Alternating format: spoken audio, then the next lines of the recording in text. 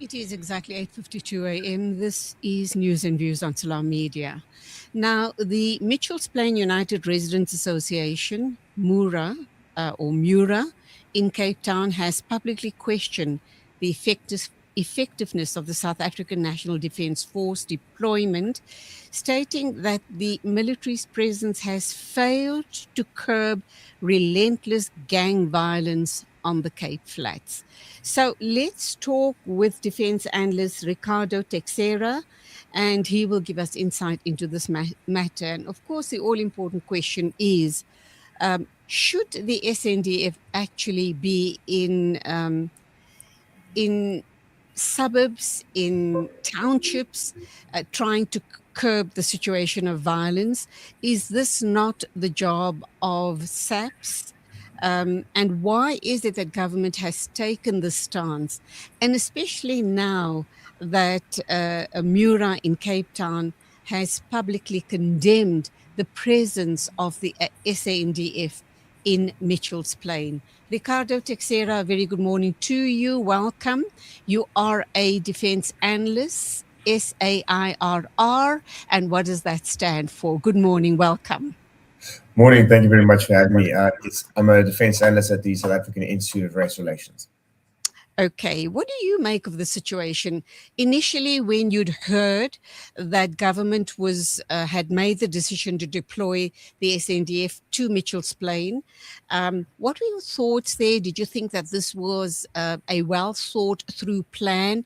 And would their presence make a difference in that crime-ridden suburb or township on the Western Cape?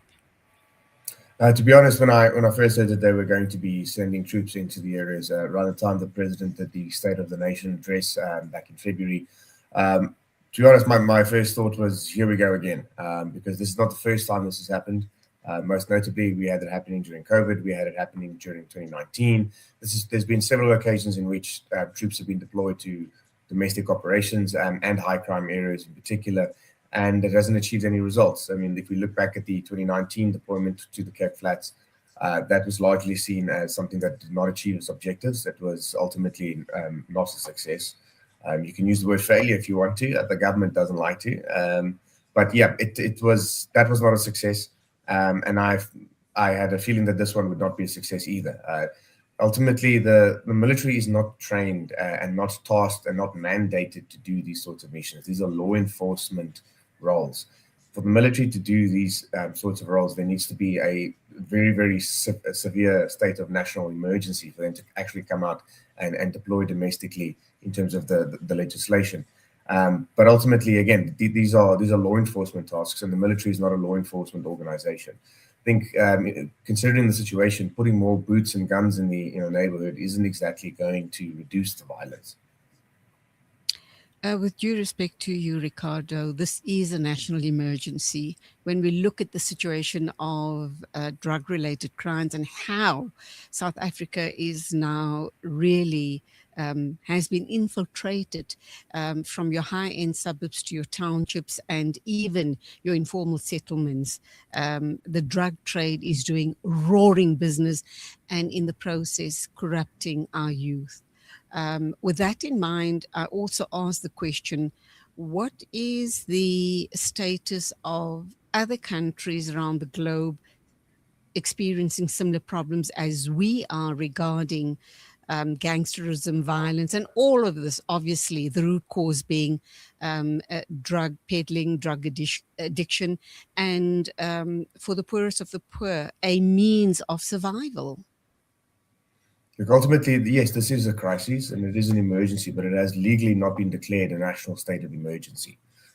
So just wanted to add that it hasn't been declared one by Parliament. So that means that there are certain powers and certain mechanisms that haven't been utilized because of the legal status of the situation. If we look at other countries, notably we can look at Mexico, which is probably in a much, much worse situation. Mexico's entire military is geared towards this sort of work, but that is also because it is the main threat to the state and the region. Ultimately, their number one neighbor is the United States, and the United States isn't exactly going to invade Mexico as much as Donald Trump threatens to. So their military has had the opportunity to rather focus internally, but they've also set up something called the National Guard or the Guardia Nacional, which is a militarized police force, what we call a gendarme, and that is specifically focused towards fighting the cartels. If we look at other African countries that deal with these sorts of high violence areas, they typically also tend to have a force in between the military and the police, a militarized or paramilitary unit, typically called the gendarme. A lot of these former French-speaking countries have those already due to the legacy that France left behind. France invented this sort of policing, and they have the gendarmerie in France. The Italians also have the carabinieri, and all throughout Latin America and also South America, you have these paramilitary units that sit between the police and the military, where the police are doing law enforcement in the cities, but the more violent areas, highway patrol, border patrol, the sorts of tasks that we are using the military for domestically are typically done by another organization that is trained and equipped and legislatively enabled for these specific roles. South Africa doesn't have that. Now, the SAPS, the SAPS, would be the perfect starting point to develop that organization. But currently, given the state of the SAPS everything coming out of the Matlanga Commission and the constant corruption and maladministration within the police, I think we need to start having a very serious conversation in South Africa about police reform. Yes, the military can help, but the military is not supposed to be doing the police's job for them. So clearly the answer is to have a specialized unit trained specifically for this task. You mentioned a whole host of countries around the globe. Despite them having these elite units, in their countries and in their trouble spots, we still seem to be seeing the drug cartels and the drug bosses seem to be winning the war. Regarding, drugs on the streets, corrupting entire neighborhoods, etc. So if they're not getting it right, what are the chances that we here in South Africa will get it right? Ultimately, it's not an issue for a single country to be dealing with. I think that we're at the point now where the transnational drug trade is a multinational issue, and the only way it's going to be addressed is by a multinational coalition. If we look at other insurgencies around the world and other sorts of issues, it only if you are dealing with the symptoms in isolated spots rather than trying to deal with the root cause across the world in a coordinated effort, you aren't going to deal with the problem. And I think a lot of this issue is not going to be done with handcuffs and bullets and raids. I think a big part of it is going to have to be a legislative change. We're going to have to sit down and have a deep conversation as a global society as to what do we actually do about this war on drugs, because the war on drugs has been going on for 50 years and drugs have been winning. How are we going to solve this? Because clearly force isn't dealing with the issue, and we need to deal with the root cause of, in the first place, why are people using drugs? Why do drugs move from one continent to another? What is the push factor and the pull factor? And how do we deal with those? Because if you keep dealing with the symptom rather than the root cause, you're never going to get anywhere. Absolutely. But also we do know that dealing in drugs is a huge trade. Lots of money to be made, and it starts right at the top. We also know that not only in South Africa, but all around the world, that the police are on the take as well. Sad to say, lots and lots of money to be made in this trade. And you're so right to be talking about going to the root cause of the problem. And very many analysts have been discussing this at length, and yet we don't seem to come up with a solution. Perhaps, just perhaps, we need to have an airtight type of program starting right at the bottom at school level, at primary school level, to start educating our kids against the dangers of drugs.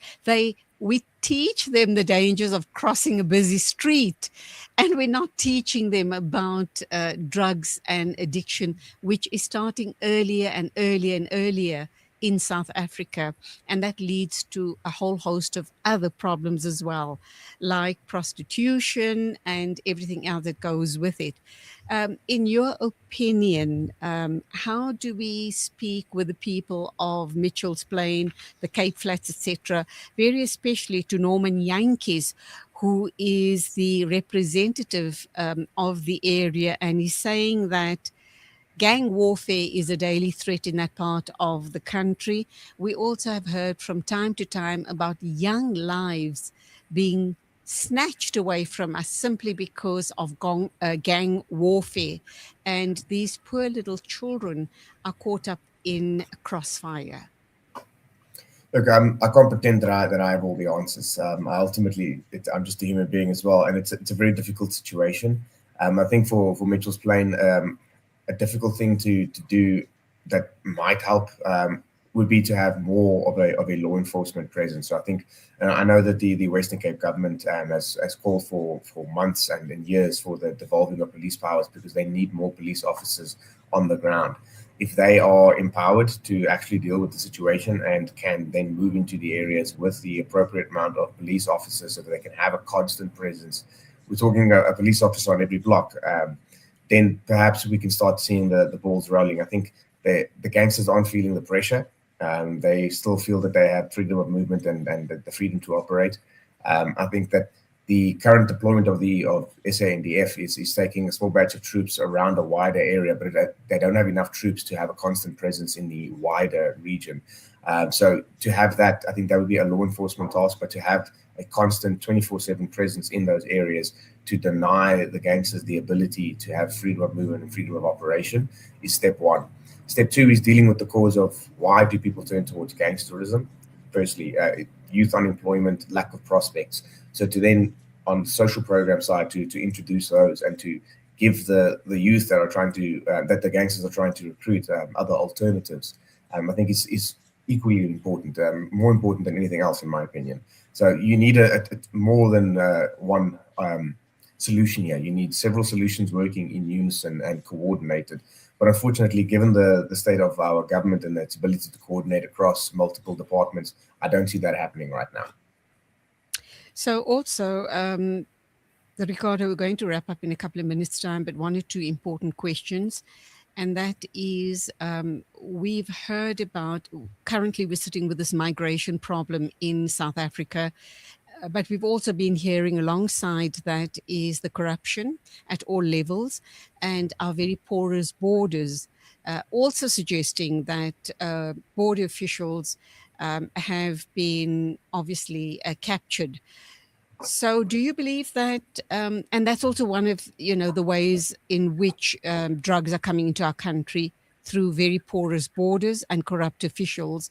Do you believe that perhaps the SANDF have a bigger role to play in patrolling our borders, managing our borders so that drugs don't come in and shouldn't be able to come in as freely as as has been happening? And together with drugs coming into the country, we also know that there's a lot of human trafficking happening, which is tied very closely in with the drug trade. So the SANDF is already deployed to our borders, but they are not deployed in sufficient numbers, in my opinion. I've been up to visit the troops at the Limpopo border with Zimbabwe and at the Mpumalanga border with Mozambique. And the troop numbers there are not sufficient, but that is due to a manpower issue within the SANDF, but also a funding issue. Now, when it comes to dealing with the actual ports of entry, we have the Border Management Authority, who have been doing a stellar job, in my opinion, not only in dealing with the border crossings and facilitating the legal movement, but also in corruption. The BMA they have a zero tolerance policy when it comes to corruption, and we've seen repeatedly that at any point, if an officer is suspected, they are immediately removed from the scene. They are charged and they are suspended without pay. And I think the BMA Commissioner, Dr. Michael Masiapato, has done a fantastic role there. But they themselves are also not capacitated in order to do their mandate effectively. They're still sitting with a huge amount of vacancies and they do not have a committed budget. So every year, because they're still a very young agency, they're only about 3 years old, every year they have to argue for the funding that they need and they get maybe half of it. they've been using the Criminal Asset Recovery Fund to try and purchase equipment. But overall, considering their resource constraints, they have been doing a very good job, and they have filled the hole that has been left behind by the SAPS officers that have been taken away from the border. So I think capacitating the BMA to effectively have the resources they require to fulfill their mandate at all border ports of entry and to fill their vacancies will, firstly, that'll help with the legal transit, but also giving them the right equipment. For example, you get an X-ray scanner that is large enough to scan a shipping container on a truck as it passes through. We have less than 4 of those in South Africa. I think there's one at the Port of Durban, one at the Port of Cape Town, and then one at Johannesburg, and I don't know where the fourth one is, but we do not have enough of those pieces of equipment. So to have such pieces of equipment at the land borders as well to ensure that trucks coming through are not carrying illicit goods would go a long way. For the military, they're patrolling along the border lines to have the right technology, such as ground radar that can pick up people walking from about 10 kilometers away, short-range drones, thermal cameras, night vision goggles, and other pieces of equipment, such as the vehicles to move in that difficult terrain. And again, the appropriate number of troops. I mean, right now, the Zimbabwe border zone has about 1 infantry company, which is less than 200 personnel for a border zone that's over 240 kilometers. So you have less than 1 person per kilometer. So it's a difficult terrain to patrol, but if they have the right amount of people and they have the right equipment, I think we can go a long way in actually securing our border, and that's even without building a fence. Considering it is a dry riverbed, building a fence is a very difficult thing to do, considering every time that there's a flash flood, all infrastructure there gets wiped out. It's happened repeatedly over the last 40 years. So there is a new strategy that is required to police our borders, specifically the northern border and the eastern border. But again, the government's appetite to actually fund these things properly and to deal with these issues appropriately is just not there. Okay, we're going to wrap up, and I really do value this discussion with you. You've kind of shared so much with us. It gives us a clearer picture of what's happening around the country, and very especially with the SANDF. By the way, I love your backdrop, so appropriate for what we're discussing. Let's look at Mitchell's Plain and how do we now respond to Norman Yankees? And I know it's not your job and my job. It's something that we're ventilating out there because we are aware of the situation of the high use and pushing of illicit drugs in our company. And it is definitely corrupting our next generation. But what do we suppose should be happening in Mitchell's Plain? And do you now think, because they have voiced their grievances about the SANDF not being effective, that the SANDF will be pulled out of Mitchell's Plain? And then what is plan B? Because it seems as if they're right back to square one. I think individuals like Mr. Yankees deserve to be heard, not just by you and I, but by the people making these decisions. And I hope that the acting Minister of Police, the Minister of Defense, and the President can hear these grievances from the people on the ground. And I would encourage, if this makes its way to him, the President should go visit these neighborhoods and see what it's really like on the ground, along with the Defense Minister and the acting Police Minister. And the three of them need to sit there and see what is actually happening on the ground so that they can actually come up with plan A. So in respects to plan B, I think we first need a plan A before we can have a plan B. Mm-hmm. Long term, we really need to, again, as you said, back to square one. I think we haven't left square one. We've been at square one for several decades. I think that this problem hasn't been appropriately dealt with, and that there hasn't been the political appetite to actually deal with the core issues here. Again, the military was here in 2019. They've been here prior to that. They were there when I was still in primary school. The military was already there. They were there in the 90s. But because we keep having this cycle where the military comes in, they don't really achieve anything, but they say, mission success or mission over. And then a couple of years later, things get worse. They come back in. They don't really fix anything, but it gets slightly better, and then they leave again. And I think the question of being able to fund this mission so that it can continue is also a sticking point. I know that currently the Operation Prosper, which is what this operation is called for the SANDF, is not getting the funding that it was promised from Treasury. So we may have a situation in a couple of weeks or months where they are forced to pull out, not because of anything other than a lack of funding. And that's the story, the same old story, isn't it? Lack of funding and not enough political will. But thank you indeed for your insights, Ricardo. Lovely talking with you. God bless and thank you. Thank you. It is 12 after 9 o'clock, and I think this is where we take a listen to the Fired Up series. But first, an ad break, and then we'll cross over to Hafiz Imran Chunara with the inspiration or motivational talk of the morning. And it is entitled Check How You Live Your Lives. Breaking stereotypes, moving boundaries.